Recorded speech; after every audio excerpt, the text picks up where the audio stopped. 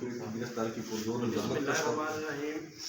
मैं बतौर general secretary district bar association बिहाड़ी कल भी मजम्मत कर चुका हूँ, जो कि हमारे भाई शेर मोहम्मद अफजल अलवत एडवोकेट साहब जो कि कल लाहौर से इनको गैर कानूनी तौर पर गिरफ्तार किया गया है और इनके गिरबान पर हाथ नहीं है। ये हमारी जो बोल है, ये इन्होंने पूरे पाकिस्तान के जो वकला हैं उनकी जो इज़्ज़त है उस पर इन्होंने हाथ डाला है। इसको हम कभी भी इसको बर्दाश्त नहीं करेंगे और ये कोई आम हम नहीं है कि दूसरे पॉलिटिक्स जो करते हैं उनकी तरह किसी भी घर में घुस कर उनको वहाँ से पकड़ेंगे और वो बर्दाश्त तो कर सकते हैं, हम कतई इसको बर्दाश्त नहीं करेंगे।